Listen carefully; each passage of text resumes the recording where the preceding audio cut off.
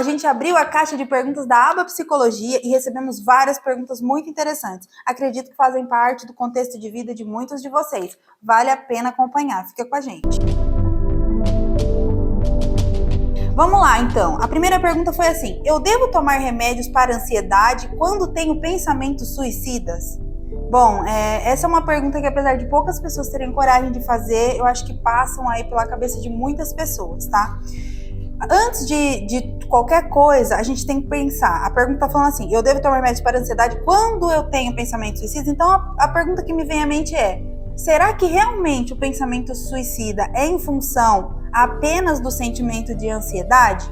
Um sentimento tem ocasionado o desejo, né, os outros pensamentos de suicídio?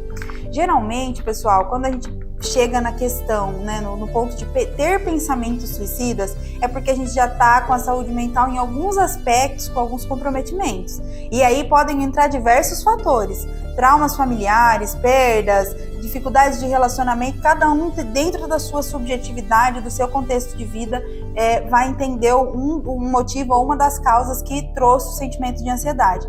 E associado à ansiedade, vão tendo outros sentimentos: medo, dificuldade de relacionamento interpessoal, isolamento e uma série de sentimentos que vão culminando no resultado que é pensamentos suicidas. Então vale a pena a gente ressaltar que é preciso acompanhamento psicológico, acompanhamento médico. Identificou esses pensamentos, estão te incomodando? Venha procurar um profissional qualificado que possa te atender e a partir daí ter o direcionamento necessário, tá? Vamos lá. Próxima pergunta. Um ponto importante é que eu não estou identificando as perguntas por quem fez a pergunta, tá? Isso também é para preservar a identidade de quem fez, porque algumas perguntas têm um caráter muito pessoal e até sigiloso. Então eu vou responder e aí pode ser que isso também sirva para mais pessoas do que eu direcionar, tá bom? Vamos lá para a segunda pergunta. Como ajuda uma pessoa com ansiedade a melhorar socialmente? Bom, mais uma vez, a ansiedade sendo atrelada a um comportamento, né, que é a dificuldade de se relacionar socialmente. Nesse caso, como a pessoa tem uma certa dificuldade de relacionamento, eu sugiro proximidade, fortalecimento de vínculo, fazer-se importante para essa pessoa, fazer que você seja um vínculo para essa pessoa. A partir do momento que você se tornar um vínculo para uma pessoa que tem dificuldade de se relacionar socialmente, você vai conseguir inserir ela num contexto de relacionamento e também direcionar ela para o acompanhamento, né, para um acompanhamento psicológico, ou de outras formas que ela possa se socializar. Se a pessoa é boa, se você se aproximou dela e descobriu que ela é boa, por exemplo, em esporte, você pode ajudar ela a se inserir em um grupo de esporte, você pode ajudar ela a se inserir em um grupo de dança. Dentro da realidade dela, você vai conseguindo direcionar ela para grupos, para relações que possibilitem a ela ter uma interação social. Então, o primeiro passo é: seja amigo dessa pessoa. A terceira pergunta, vamos lá. Como funciona uma sessão de terapia? Bom, uma sessão de terapia, ela tem duração de, em média, 50 minutos. Quando eu falo em média, por quê? Porque tem alguns planos de saúde, algumas situações que o profissional tem brecha, né? Tem como tá fazendo um tempo menor de sessão. Então, mas geralmente é em torno de 50, 45, 30, 35 minutos, em torno disso. Na sessão de terapia, a gente vai trabalhar aspectos relacionados ao ser, né? A pessoa que procurou o atendimento. E isso é só a tristeza? Não necessariamente. Pode ser que sejam os traumas dela, as dificuldades dela lidar com questões da vida, mas muitas vezes é por dificuldade de entender a trajetória de vida, as mudanças que acontecem ao longo da vida da pessoa. Então, cada pessoa vai ter uma variação muito singular do porquê que ela está acompanhando, porquê que ela está procurando o acompanhamento psicoterapêutico, tá? Mas geralmente uma sessão eu gosto de pensar que cada psicólogo tem o seu estilo de trabalho, sua forma de trabalhar, suas ferramentas, né, que a gente fala metodológicas. E aí cada um vai utilizar da forma como for interessante para a pessoa que está se colocando a fazer esse acompanhamento e que for adequada a cada tempo da terapia. Quando a pessoa chega, a gente não vai sair fazendo suposições sobre a vida dela enquanto psicólogo, porque a gente não conhece. Então, no primeiro momento, a gente vai conhecer a trajetória da pessoa, entender o porquê que ela fez as escolhas ao longo da vida dela e depois a gente vai conseguindo ajudar com que ela se direcione na sua própria vida. O psicólogo nunca vai decidir o que você deve fazer, mas ele vai te ajudar a tomar decisões, no sentido de ajudar você a explanar, se conhecer a sua trajetória de vida, para que você consiga definir os seus próprios caminhos, tá? Então isso é bem importante da gente ressaltar. A quinta pergunta foi: eu preciso de ajuda, mas não sei como pedir. Como devo fazer? Bom, a partir do momento que você já se colocou nesse movimento, né, de mesmo que numa rede social, mesmo que de uma forma oculta, atrás do seu celular, você se coloca na questão de pedir, né, de reconhecer que você precisa de ajuda, já é um primeiro passo. Reconhecendo que você precisa de ajuda, você consegue tomar qualquer iniciativa nesse sentido. A gente tem um serviço de psicologia aqui da ABA bem estruturado, nós temos 6 profissionais que atendem aqui com a gente, em abordagens diversas da psicologia, todos os profissionais muito bem qualificados, a maioria até pós-graduados, então a gente está à disposição, se você for de Rio Claro ou da região, nos procure, não deixe de ter esse cuidado com a sua saúde mental. Caso você não seja, tenha o processo de procurar um psicólogo, procure alguém, se você tem convênio, vá, né, geralmente o convênio é via um médico que faz um encaminhamento, se você não tem, procure alguém da sua família, um amigo, alguém que possa ter um vínculo com você, fala que você está precisando dessa ajuda, peça para a pessoa te ajudar a se direcionar em direção à terapia, mas o movimento, o primeiro passo é reconhecer que precisa, e já que você conseguiu fazer isso, então vamos lá, cuide da sua saúde mental, tá? Pessoal, tiveram 2 perguntas que foram muito parecidas, então eu uni elas, eu vou ler para vocês as 2, para quem perguntou saber a resposta, né? Mas eu uni elas em uma única resposta, tá? Eu achei interessante porque foram feitas só de forma diferentes. A primeira pergunta foi: como diferenciar melancolia de depressão? E a segunda pergunta é: como diferenciar depressão de uma simples tristeza? Tá? Então, nas 2 perguntas, a depressão está sendo comparada com o estado de tristeza e estão pedindo para que eu diferencie quais são os estados. Vamos lá. A melancolia, ela é um estado de tristeza ocasionado. Vou dar um exemplo. O carro quebrou, o filho está doente, tomou um golpe financeiro, uma pessoa tomou um golpe financeiro, teve um fator negativo que ocasionou um estado de tristeza. Vocês entendem? Então é um período de tempo em que a pessoa vai viver aquele sentimento, vai se identificar com mal-estar. Já a depressão, ela é um estado permanente de tristeza, sem que necessariamente tenha um evento negativo vinculado. Tá? Isso eu estou explicando para vocês de uma forma muito simples para que vocês possam entender. É um pouco mais complexo, mas eu vou tentar. Na depressão, a pessoa vive um estado de tristeza, ela não se mantém ou ela não consegue fluir nesse está triste, depois ela tem um episódio de felicidade, depois de frustração, e assim como todos os sentimentos. A pessoa se mantém num estado de tristeza, de melancolia, e aí entra um estado que a gente fala depressivo, que é a pessoa se suprimir, né? se encolher, se acostumar a viver nesse âmbito de sentimentos. E aí o que acontece? Isso passa a refletir negativamente em diversas esferas da vida da pessoa. E aí eu até não vou falar agora porque é uma próxima pergunta, mas a pessoa tende a se fechar e a pessoa tende a ter comportamentos depressivos, tá? Então essa é a diferença. A melancolia, ela é um estado de humor, é um estado emocional, e a depressão não, ela é um estado mais permanente. Muitas vezes quando a pessoa tem depressão, às vezes até acontece eventos que ela poderia ficar feliz, mas ela não consegue porque ela está em um estado de tristeza permanente. Então é essa a diferença, tá bom? Já linkando com a pergunta anterior, né, que foi a diferença entre os estados da tristeza e da melancolia com a depressão, a próxima pergunta é: quais os sintomas da depressão?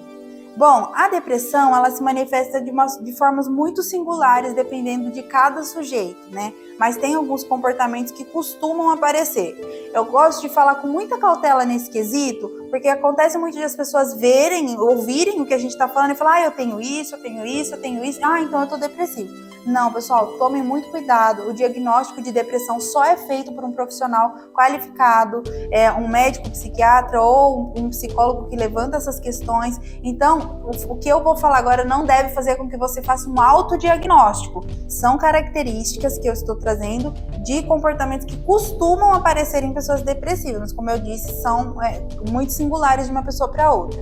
Pessoas que têm depressão, né, que estão em estado depressivo, costumam ter características de isolamento, pouca vontade de relacionamento interpessoal, de se envolver, pouca responsividade a estímulos positivos, né, coisas que possam fazer com que a pessoa fique feliz. Você convida para ela ir para uma festa, você dá uma festa para ela e ela não consegue ficar feliz, você dá um presente que ela queria ganhar muito, ela não consegue ficar feliz. Pessoas que têm depressão geralmente têm algum tipo de distúrbio alimentar, porque daí entram outros sentimentos, né? A ansiedade, o medo. Então as pessoas costumam ou comer muito desesperadamente ou parar de comer, então pulam refeições, ficam horas sem fazer uma refeição. Também costumam ter distúrbios do sono, dorme muitas horas seguidas, 20 horas, 12 horas seguidas, não tem vontade de acordar, de levantar da cama, ou ao contrário, tem insônia, passa muitas horas sem dormir, dificuldade de entrar num relaxamento, um estado de relaxamento. Então, são várias dessas características que costumam aparecer em pessoas com estado depressivo, tá? Uma outra característica muito comum e muito importante de ser ressaltada em pessoas com quadro de depressão grave é a perda dos sentidos de vida. Pessoas que estão num estado depressivo já mais avançado, elas vão perdendo sentido. Quando eu falo assim, deu uma festa que a pessoa queria muito e ela não se sente feliz, um presente a pessoa não se sente feliz, porque ela vai perdendo os sentidos de felicidade, de vida. Então nada de que ninguém faça, o que ela faça por ela mesma, traz esse sentimento de felicidade, de satisfação. E essa perda de sentido de vida muitas vezes tem como consequência a automutilação, ou até comportamentos suicidas. Então, vale a pena a gente observar em volta como estão as pessoas à nossa volta e talvez intervir como um vínculo, como um encaminhamento para um profissional. Isso pode ser o diferencial na saúde mental e até na vida dessa pessoa, tá? Tem uma pergunta aqui bastante interessante, que é: quando devo procurar terapia? Sempre, né? Eu gosto de falar que sempre a gente deve procurar terapia. O processo de psicoterapia, para além de uma ferramenta de lidar com as nossas dores, com as nossas questões, com os sofrimentos da nossa alma, é um processo de autoconhecimento. É um processo que eu me coloco a favor do meu próprio eu, de me observar, de entender as minhas necessidades, as minhas fragilidades, as minhas potências, e isso acaba sendo muito dificultoso no dia a dia, porque a gente vive numa rotina muito maçante, onde a gente trabalha muito, onde a gente tem uma rotina de afazeres muito complexa, e a gente acaba não dedicando esse tempo na corrida do dia a dia para se pensar, para ver em que momento do nosso dia a gente se negligenciou, a gente fez alguma coisa que a gente não gostou de ter feito, ou que fizeram alguma coisa que a gente não se sentiu agradado, né, daquilo que fizeram. Então, o processo de terapia é um processo que a gente se coloca a pensar tudo isso.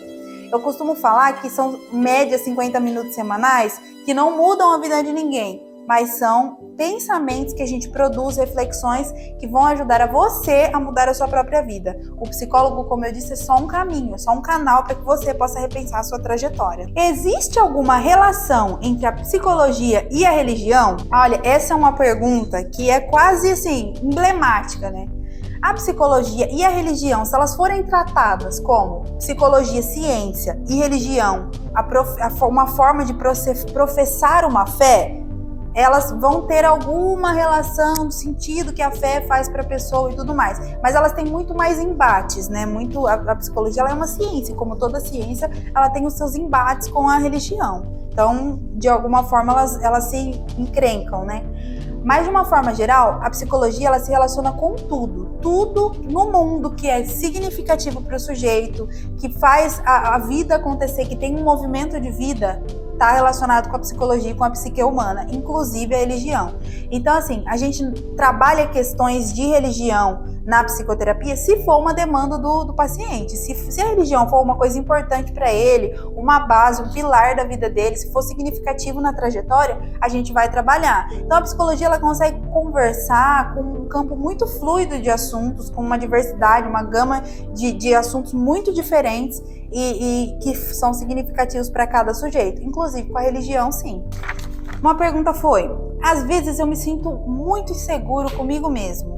O que devo fazer para melhorar esse aspecto? Bom, a insegurança ela é uma característica que surge no nosso comportamento, né, ao longo da vida, mas ela tem início muito na base da nossa vida, na nossa infância, em como a gente estabelece as nossas relações e conexões com o mundo. Mas quando a gente já está falando da insegurança em um adulto, o que eu sugiro é você começar a observar o que você faz de bom e de melhor, o que você gosta, o que você é elogiado, o que você se orgulha em fazer. A partir dessas observações positivas a respeito de você, você vai conseguir em alguns aspectos identificar o que você faz de melhor. E aí a consequência é você se sentir seguro para fazer aquilo. É normal a gente se sentir inseguro em alguns aspectos da vida. A gente não é obrigado a ser bom em tudo que a gente faz, se sentir mega seguro em tudo que a gente faz. E é normal que a gente se sinta seguro em alguns outros pontos. É tudo questão do que você quer dar ênfase, como você quer utilizar essa ótica. A gente acaba muitas vezes dando ênfase no que a gente não faz de tão bom, no que a gente não tem de tão potencial, e aí a insegurança acaba ficando num limiar mais exuberante. Então muda o foco, comece a prestar atenção no que você faz de bom, estabelece metas realistas dentro do seu potencial. Por exemplo, acontece muito de gente que não caminha, que não tem hábitos de exercício, fala assim, vou começar a correr, vou correr 5 quilômetros. É difícil, a chance de você conseguir é um pouco menor do que de quem já está há algum tempo fazendo treino, exercício físico. Então estabeleça as metas reais, observe até onde você consegue ir, e a partir daí você vai aumentando as suas metas. A chance de você ter uma menor frustração e por consequência se sentir mais seguro é maior nesse quesito, tá bom? Uma pergunta também foi, o que fazer quando me sinto ansioso quanto o que será de mim daqui para frente? Pessoal, muitas perguntas tiveram a questão da ansiedade, né? Do que fazer quando eu me sinto ansioso, o que é ansiedade, como a ansiedade se relaciona com a depressão. Então vocês podem perceber que a ansiedade está permeando aí o assunto do momento em relação à saúde mental das pessoas. Vamos lá, o que é ansiedade? Bem breve, assim, bem sucintamente falando. A ansiedade, ela é o excesso de futuro. É quando eu me preocupo demasiadamente com o que ainda vai acontecer, com o que eu imagino sobre o que vai acontecer. A ansiedade, ela está muito relacionada à expectativa, ao que eu imagino, ao que eu penso, crio sobre o que está para acontecer. Então, quando a pessoa pergunta assim, ó, o que eu devo fazer quando me sinto ansioso, quanto ao que será de mim daqui para frente?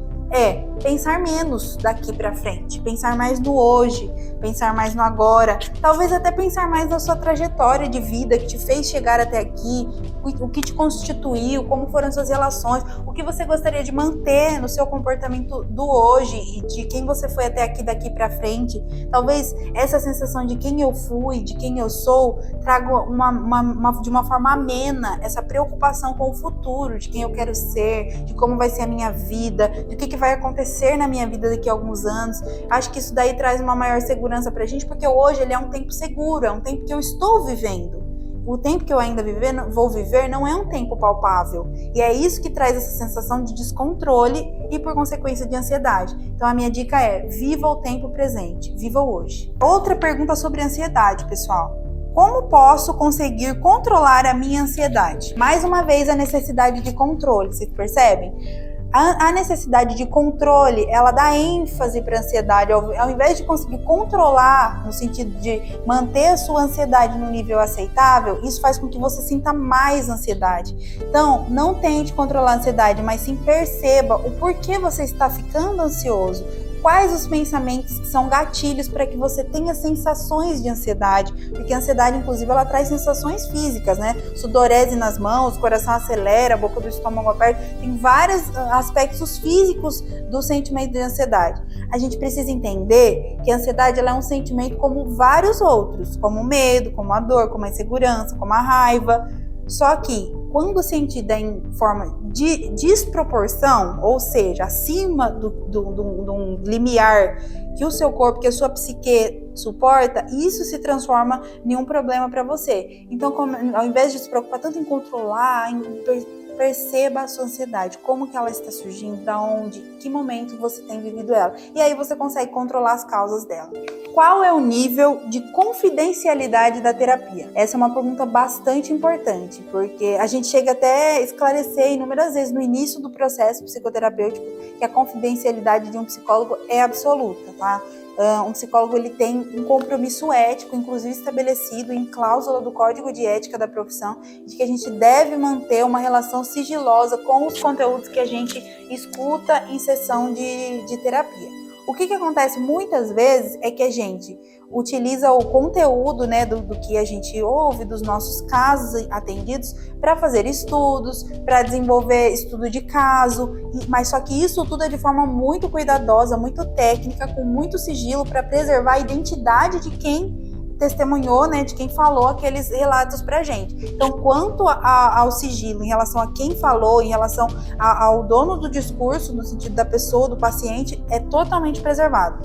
Só tem um viés, né, só tem uma possibilidade do psicólogo quebrar esse sigilo, inclusive também previsto em código de ética, que é quando o nosso sigilo ele é conivente com algum ato criminoso, com algum ato que põe em risco a vida de uma outra pessoa, com algum ato que infringiu alguma cláusula da lei, né? Se, por exemplo, eu estou atendendo uma pessoa e ela me conta que ela assassinou uma outra pessoa, nesse caso, por lei, eu estou assegurada de quebrar o sigilo. Mas é em casos muito específicos relacionados à lei. Nos demais, a identidade da pessoa sempre deve ser preservada. Para fechar já o combo das perguntas, né? Não é uma pergunta, mas eu sinto que não me encaixo em nenhum grupo de pessoas. Então a pessoa fez, na verdade, um desabafo aqui com a gente que ela não está se encaixando. Nesse ponto, pode ser múltiplos os motivos que não te faz se sentir pertencente a alguns grupos de pessoas qual você está frequentando. Pode ser que os grupos não tenham afinidade com os temas que você gosta. Por exemplo, pode ser que você goste de um determinado grupo, estilo de música e as pessoas que você se relaciona gostem de outro. Pode ser que vocês gostem de um tipo de cultura, de alimento, enfim. Pode ser de incompatibilidade de interesses. Ou pode ser dificuldade de você se colocar em um grupo, de você estar em um lugar que você tenha que se expor, que você tem que se relacionar. Então, para identificar realmente qual é o motivo da sua dificuldade em se sentir pertencente aos grupos, é importante o acompanhamento psicológico, você ir no processo de buscar se conhecer, ir para terapia, que além de cuidar desse aspecto, você vai poder cuidar de muitos outros e com certeza vai ser um processo rico. Queria agradecer vocês por esse nosso contato, por essa... Eu achei assim o máximo, eu adorei, ficaria horas respondendo a pergunta de vocês, até porque foram perguntas muito produtivas, que eu tenho certeza que faz parte da realidade de muitas pessoas.